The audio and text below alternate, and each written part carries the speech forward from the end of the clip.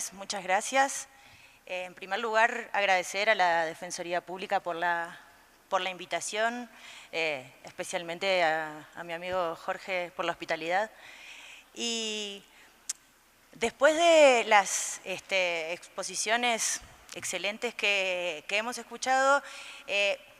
me interesaba hacer referencia a lo siguiente, teniendo en cuenta que el título de mi intervención tiene que ver con las iniciativas de la política uruguaya con relación a la alternativa a la guerra contra las drogas. Entonces, me gustaría plantear, en primer lugar, como un panorama general de cuál es la situación actual, digamos, el marco normativo actual y cuáles son las prácticas, especialmente fiscales y judiciales, con relación a la interpretación de la normativa vinculada a sustancias psicoactivas, para luego dejar planteado, digamos, cómo quedaría el escenario a partir del próximo año, luego de la aprobación en los primeros días de diciembre de la Ley de Regulación del Mercado de Cannabis en Uruguay. Hacer como ese planteo, digamos, ordenado de este modo, cómo estamos hasta ahora, cómo quedaría planteada, digamos, la situación normativa de Uruguay en cuanto a las drogas y si no quedaría, digamos, en una situación un poco ambivalente, en tanto hay una alternativa a la guerra contra las drogas en cuanto al mercado de cannabis, pero continúa, digamos, una profundización del modelo prohibicionista con relación a los comportamientos vinculados a las demás sustancias. Y en ese sentido, digamos,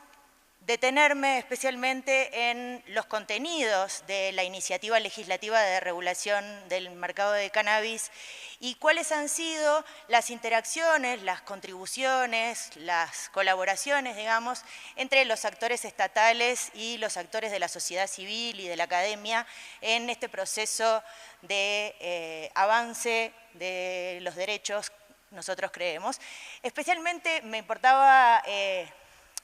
traer a cuento esto de cómo ha sido la relación de la sociedad civil con los actores estatales que han llevado adelante esta iniciativa. Muy contenta de la situación que encontramos acá en Ecuador, con la disposición de contribuir en todo lo que sea posible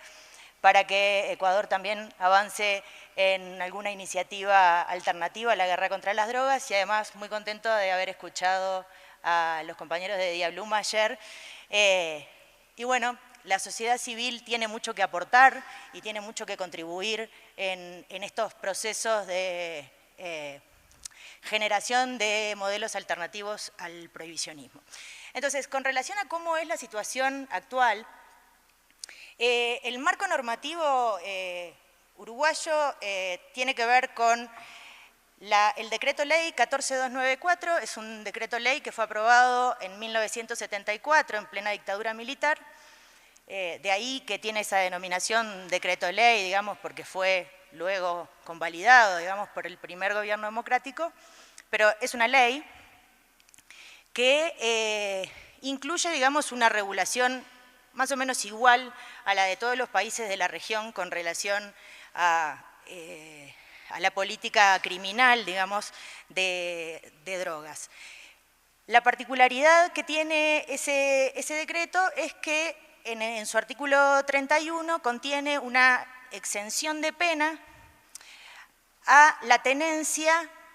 cuando la tenencia esté destinada al consumo personal. Hay una particularidad, digamos, en la redacción y es la siguiente. En el 74 el texto decía que queda exento de pena aquel que tenga en su poder una cantidad mínima destinada exclusivamente al consumo personal. En 1998, por la ley 17.016, se modificó gran parte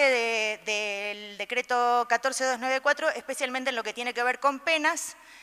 que se redujeron los mínimos, volviendo todas las penas excarcelables, o sea, todos los delitos tienen penas mínimas de prisión, antes tenían mínimos de penitenciaría,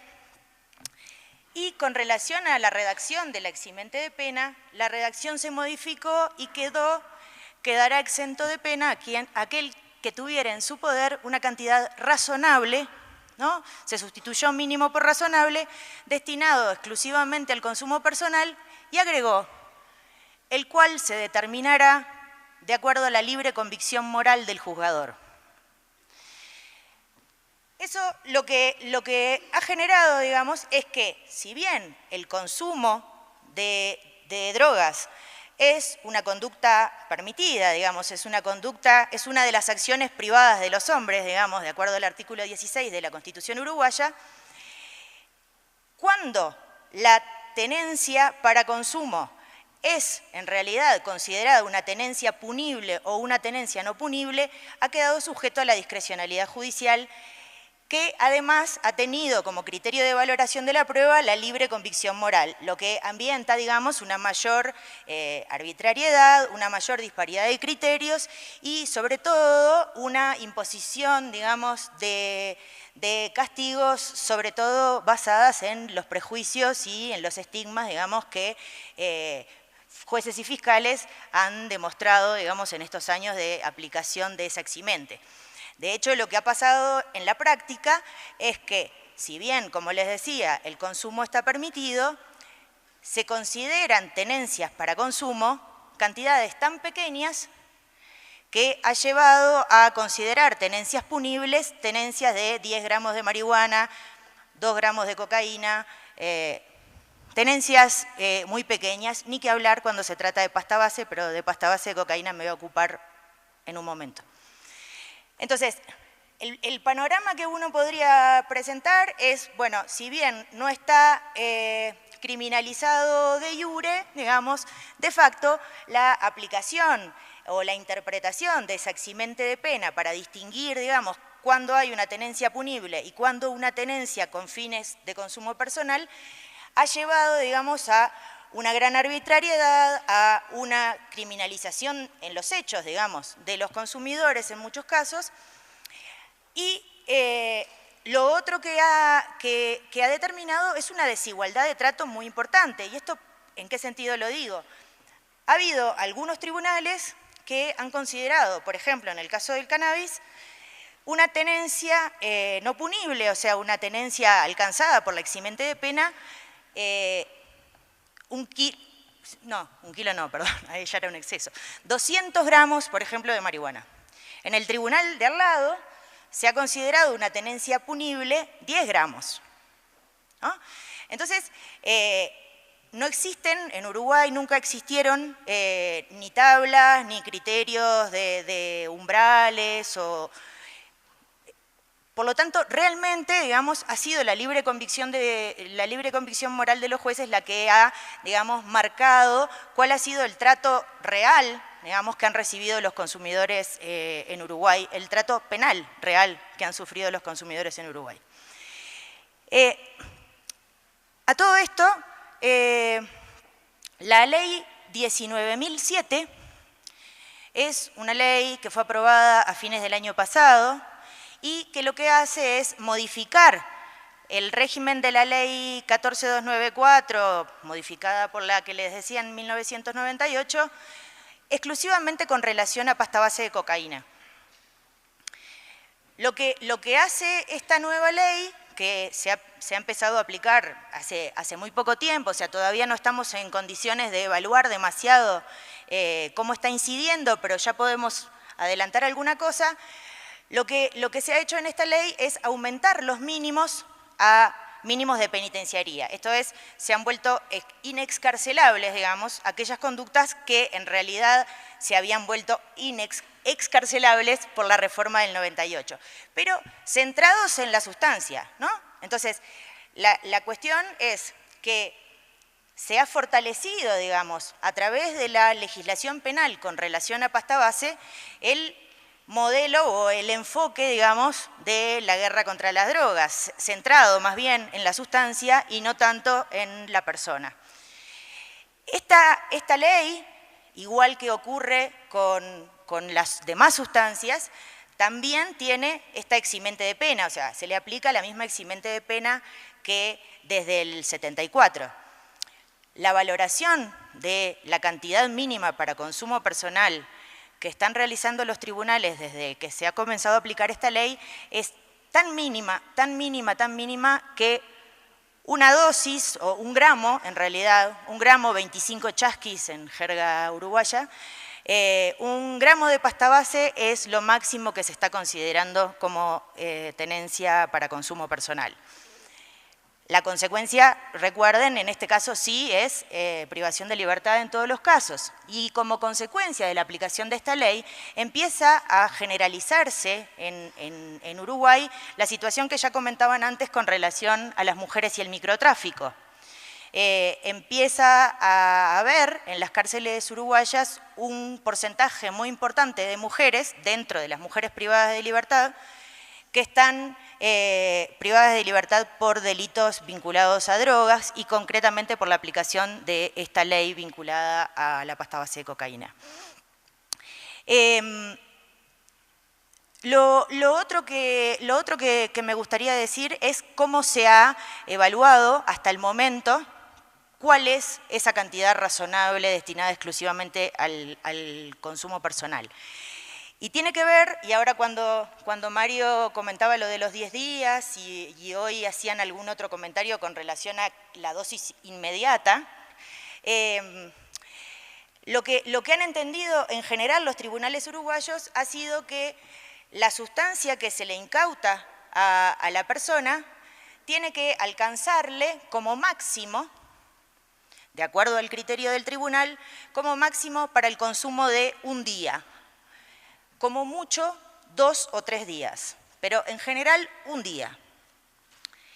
Eso es lo que en definitiva ha llevado que cantidades muy pequeñas y no tener en cuenta el criterio de la dosis de aprovisionamiento hayan generado, digamos, la criminalización de usuarios. Ahora bien, pasando al proceso de la regulación del mercado de la marihuana. Nosotros en 2010 empezaron a discutir, ya desde antes varios legisladores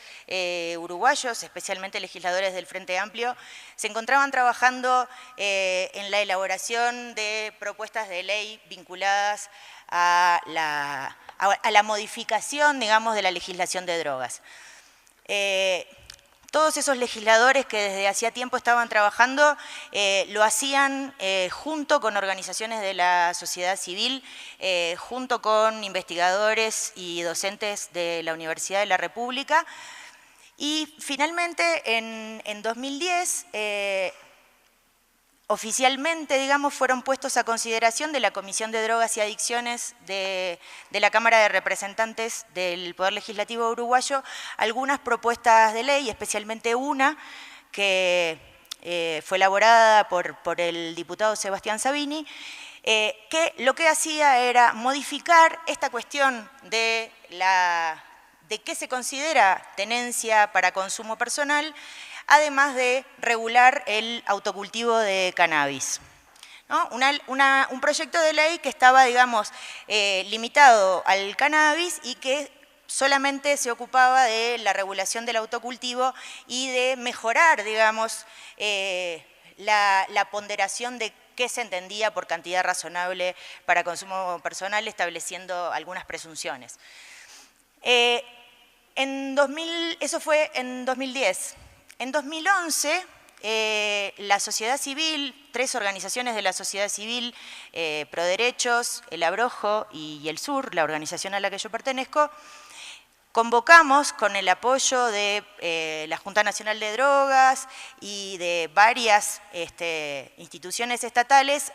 y de la Universidad de la República, un debate nacional de drogas. Ese debate nacional de drogas se realizó en agosto de 2011, fue una instancia de intercambio muy importante en el que participaron, además de investigadores, se presentaron investigaciones de la universidad interdisciplinarias vinculadas a las políticas de drogas en Uruguay y en la región, se tuvo en cuenta la opinión de técnicos que se encontraban trabajando en el sistema de salud público, en el ámbito privado. Se tomó en cuenta la experiencia de asociaciones de usuarios, de asociaciones de cultivadores. Participaron actores estatales de todos los niveles. Fue realmente una experiencia muy interesante que seguimos al año siguiente, al principio de 2012, seguimos trabajando actores estatales y sociedad civil y la universidad en mesas de trabajo con las conclusiones que habían quedado del debate nacional de drogas. Fue una época, digamos, muy productiva. En 2012, no me acuerdo si fue en mayo o en junio, estoy casi segura que en junio, el Poder Ejecutivo presenta un documento, digamos, que fue algo así como la presentación oficial de las principales medidas que en términos de seguridad se iban a implementar en los próximos años. Es un documento cuyo nombre es Estrategia por la Vida y la Convivencia y contiene varias medidas, la mayoría de las cuales requería de iniciativa legislativa. Entre esas medidas se encontraba la regulación del mercado de marihuana. Se encontraba también el aumento de penas para los delitos vinculados a la pasta base de cocaína, que les decía que ya tuvo aprobación y ya se está aplicando, criminalizando usuarios. También contenía una modificación al régimen de las faltas en el Código Penal uruguayo. Eso también ya se ha modificado y la semana pasada, antes de venir para acá, fue declarado inconstitucional por la Suprema Corte de Justicia porque no prevé la doble instancia y, entre otras cosas, porque hay varias faltas que no tienen bien jurídico. La ley de faltas, esa ley de faltas tiene alguna vinculación con el tema que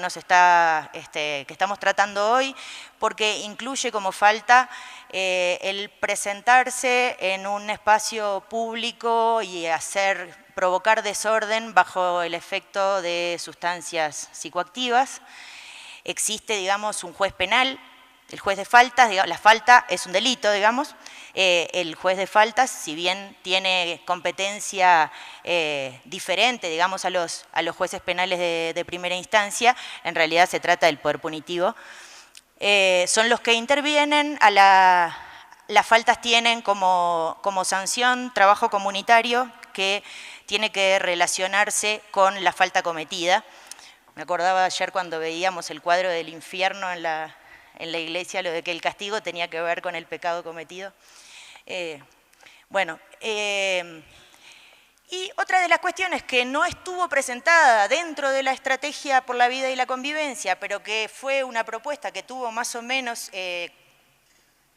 inicio en la misma época, fue la iniciativa de modificar el régimen de internación compulsiva en Uruguay. Pero a eso también me voy a referir después. Entonces, volviendo al asunto de la regulación de la marihuana, aquellos proyectos que tenían los legisladores que solamente se ocupaban del autocultivo y de modificar las pautas para el establecimiento de tenencias punibles y tenencias no punibles, fueron fusionados, digamos, con la iniciativa que presentó el Poder Ejecutivo luego de la Estrategia por la Vida y la Convivencia, que lo que proponía era la regulación total, digamos, del mercado de la marihuana. Esto es, la regulación de todo el proceso de la marihuana, no solamente la cuestión del autocultivo y la valoración de la tenencia. Es así que el proyecto que recibió media sanción de la Cámara de Diputados el 30 de agosto, 31 de agosto de este último año, resume o fusiona, digamos, estos dos proyectos o estas dos iniciativas, las que ya estaban en discusión por los legisladores y la del Poder Ejecutivo. Antes de mencionarles las cuestiones fundamentales del contenido de la iniciativa, quería decir también algo que tiene que ver con la participación de la sociedad civil. Cuando se presenta este proyecto que ya recibió primera sanción, media sanción,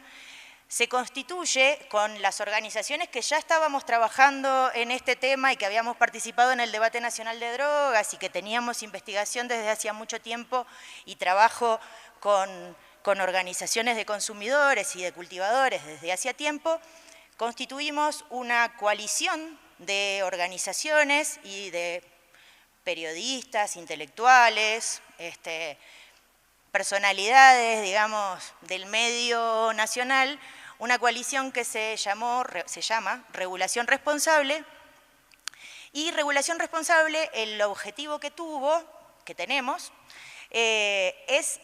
acompañar, digamos, el proceso de debate de la iniciativa de regulación del mercado de la marihuana, aportando, digamos, a la discusión pública aquellos elementos que de pronto en el debate político quedan un poco de costado. Ha sido un proceso muy interesante, si bien luego de recibir la sanción en diputados, el tiempo de aprobación total, digamos, de que la Cámara de Senadores termine de aprobar el proyecto, se ha dilatado más de lo esperado. Pero sabemos que no va a pasar de la segunda quincena de diciembre para que el proyecto esté aprobado y promulgado por el presidente Mujica. Entonces, ahora sí, con relación al contenido de la iniciativa. Les decía que una de las principales ambivalencias o una de las principales contradicciones que tiene la ley uruguaya es que si bien el consumo está permitido, digamos, todas las formas de acceso a las sustancias están prohibidas o implica, digamos, vincularse con el mercado negro, con el narcotráfico. Entonces, con relación exclusivamente al cannabis, este proyecto de ley que declara en su artículo 1 que se orienta, digamos, una política de reducción de daños, que el enfoque de la salud pública es el enfoque prioritario,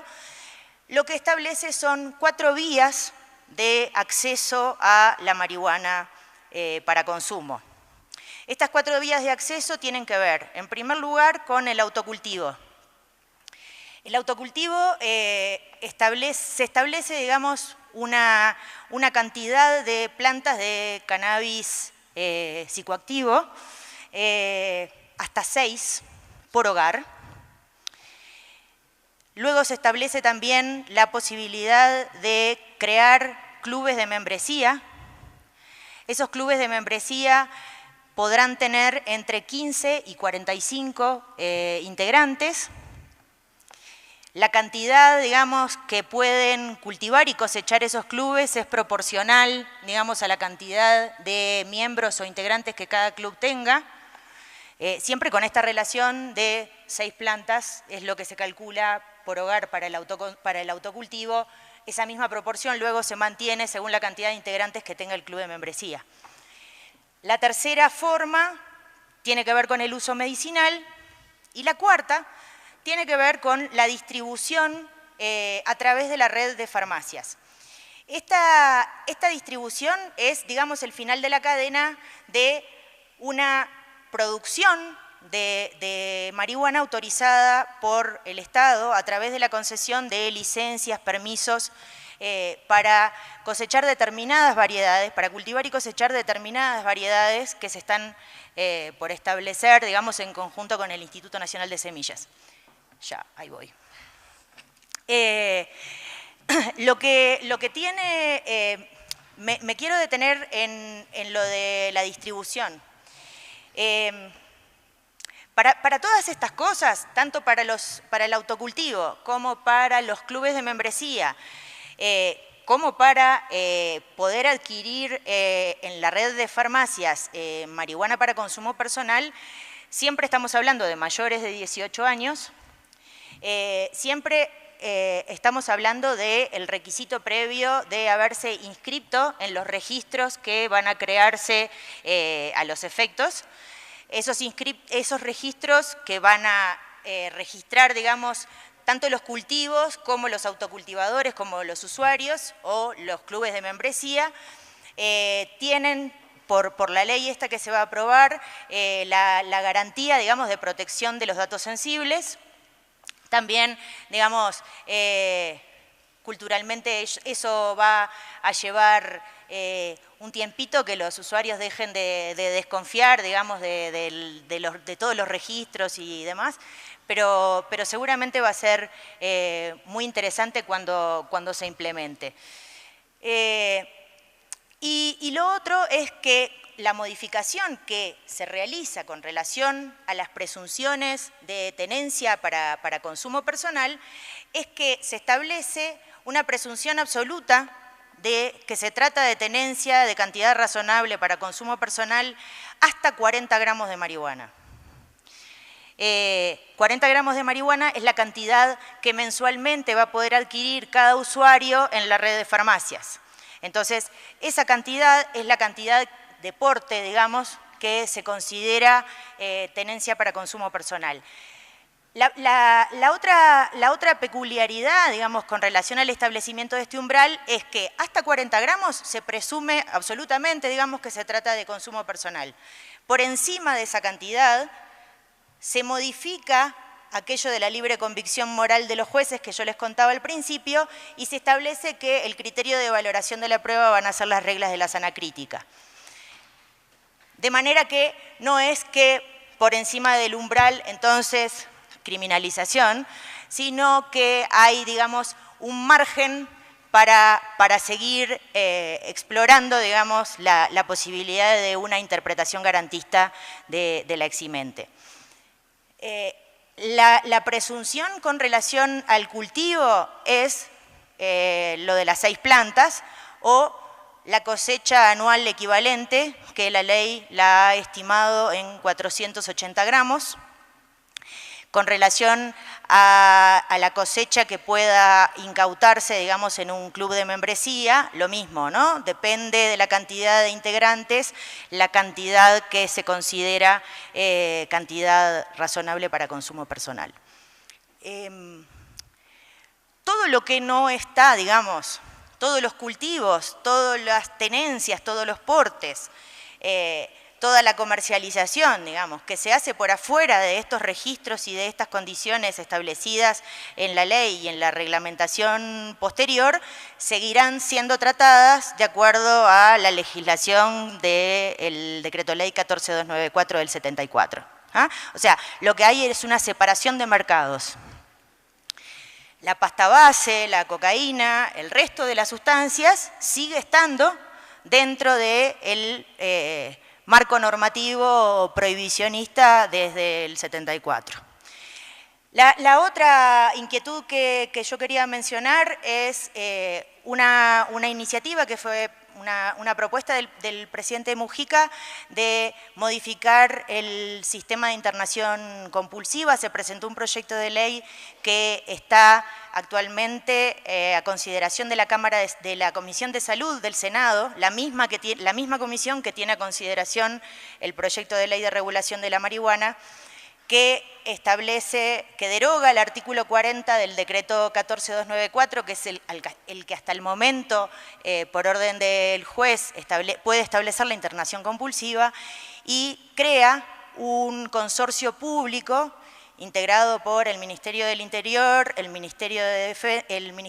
Ministerio de Salud Pública, el Ministerio de Desarrollo Social, la Junta Nacional de Drogas y algún otro, el INAU, el Instituto Nacional del Niño y el Adolescente, que crean, digamos, un sistema, no quiero utilizar la palabra patrullaje porque es bien fea, pero crea, digamos, un sistema de recolección de personas en la calle y que además habilita, digamos, internaciones compulsivas solicitadas desde el ámbito familiar. Eso es un elemento que nos preocupa en términos de derechos humanos y que como integrantes de la sociedad civil nos hemos ocupado de intentar, digamos, convencer a los legisladores de que es un mal camino, lo mismo al presidente, que es un mal camino y una muy mala señal, por un lado, promover la regulación del mercado de la marihuana, proponiendo, digamos, una alternativa a la política contra las drogas, y por el otro lado, tratar a los usuarios de sustancias psicoactivas desde el paradigma intervencionista y de base abstencionista, además, que sería la internación compulsiva. Bien, por último, Uruguay está en un momento que para nosotros realmente es muy importante. Es un proceso que ha sido difícil, pero que ha sido muy enriquecedor, creo que tanto para los actores estatales, pero especialmente para los actores de la academia y de la sociedad civil que hemos participado, intentado aportar algunas cuestiones a este proceso. Nosotros creemos que Uruguay necesita también el apoyo de los países de la región en este abrir camino a un modelo alternativo a la guerra contra las drogas en la regulación nacional. Y además eso, poner por lo menos a la sociedad civil y a la academia uruguaya a las órdenes de esos procesos en países de la región, especialmente en Ecuador. Por lo demás, es para mí, para la organización que integro y para muchos uruguayos que hemos participado en este proceso, creemos que es un gesto de valentía del gobierno uruguayo haber dado andamiento a esta modificación muy importante. Creemos que es un primer paso, que es necesario cuidar y apoyar y ser muy responsables en la implementación, en el monitoreo, en la evaluación. En eso también estamos trabajando desde la universidad, desde la sociedad civil y desde algunos lugares del Estado, porque la ley que se va a aprobar también incluye la necesidad de un monitoreo a través de informes anuales independientes que van a ser remitidos a la Asamblea General y que no van a ser vinculantes para el Instituto de Regulación del Control del Cannabis, pero que deberán ser tenidos en cuenta. Todo eso es muy importante y esperamos que también sea, digamos, un insumo o un puntapié, digamos, para generalizar la política que en la estrategia nacional de la Junta Nacional de Drogas para el periodo 2011-2015 se menciona que la estrategia nacional se pronuncia en contra de la guerra contra las drogas. Entonces, esperamos que esa declaración, digamos, política, ética y técnica que se formuló en la Estrategia Nacional de la Junta y que se empieza a reflejar en esta ley de regulación del mercado de la marihuana, luego se empiece a ampliar, dejando cada vez menos espacio, digamos, a las regulaciones prohibicionistas en relación a los usuarios de todas las demás sustancias. Y bueno, en este tipo de cosas el gobierno siempre va a encontrar a la sociedad civil muy gustosa de participar, pero también siempre nos va a encontrar del otro lado cuando se trate de internaciones compulsivas, aumento de penas y vulneración de derechos de usuarios. Muchas gracias.